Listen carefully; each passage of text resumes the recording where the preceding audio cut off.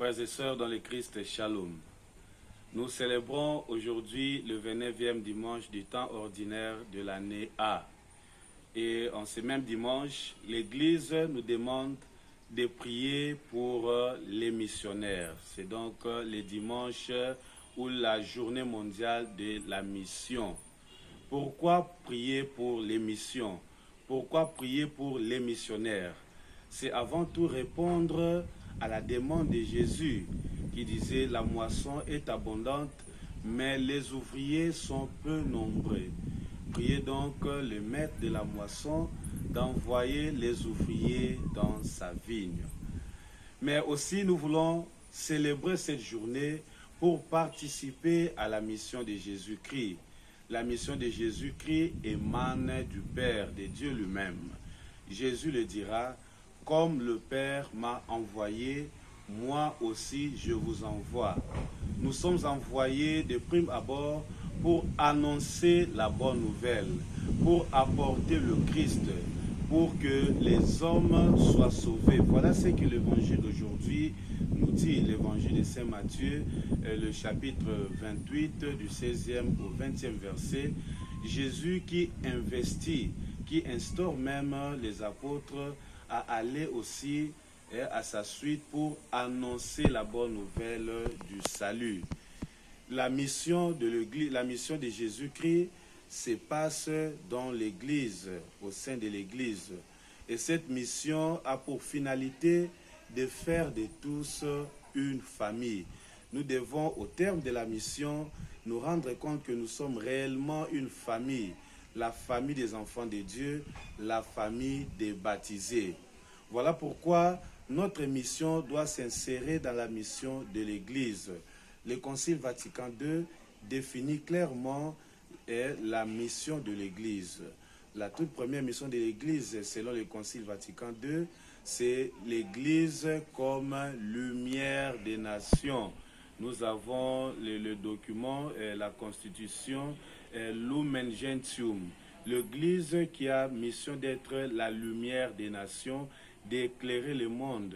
Voilà les chrétiens qui, par le baptême, devient missionnaire, doit être la lumière du monde, la lumière qui luit dans les ténèbres, comme Jésus lui-même le dira, ou bien comme le prologue de Saint Jean le dira, la lumière est venue dans le monde pour éclairer le monde, et la lumière luit dans les ténèbres.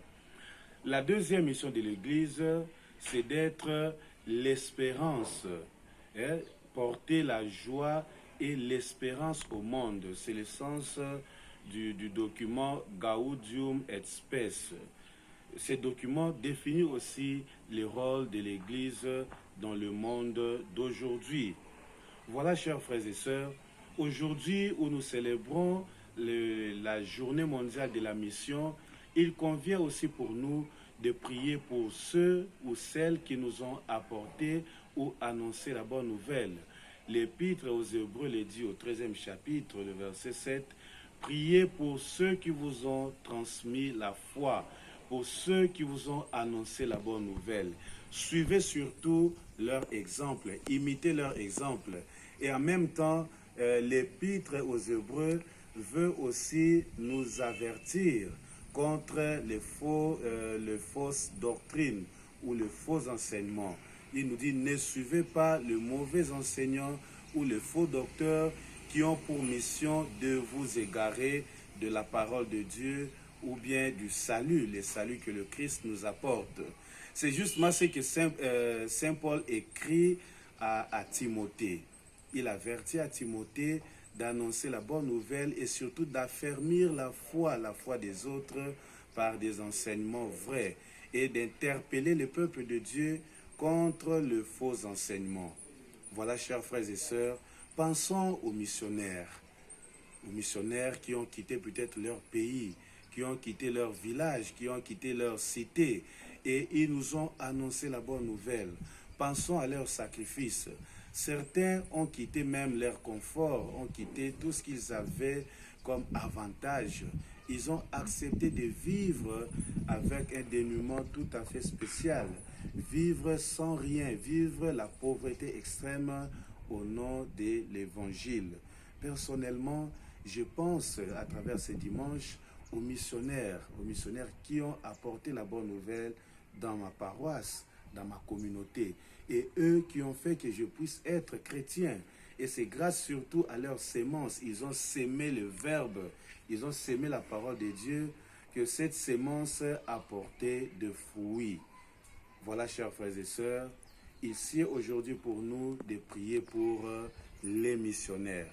Mais nous devons avoir la conscience que tout chrétien, dès par son baptême, est appelé à être missionnaire, à annoncer la bonne nouvelle. Si nous voulons revenir, chers frères et sœurs, dans l'évangile, Jésus nous dit, allez, tout pouvoir m'a été donné. Alors Jésus nous confie aussi son pouvoir.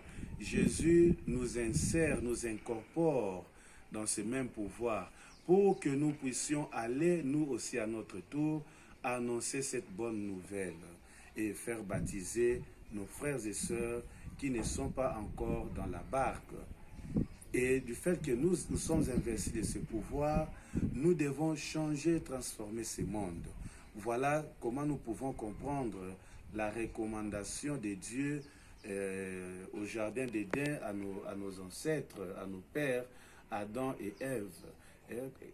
Dieu leur a donné la mission de gouverner la terre, de dominer la terre, de paître la terre.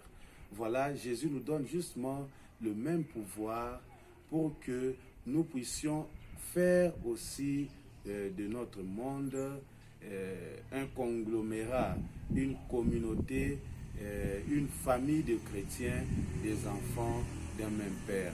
Telle est notre mission, tel est le sens même de notre vocation et de notre appel. Demandons au Seigneur d'envoyer les ouvriers à sa moisson, les ouvriers à sa vigne, mais prions surtout pour que nous puissions avoir cet élan, ces ailes missionnaires, comme les disciples, les apôtres et certains missionnaires qui ont marqué notre monde à travers leur engagement à la suite du Christ.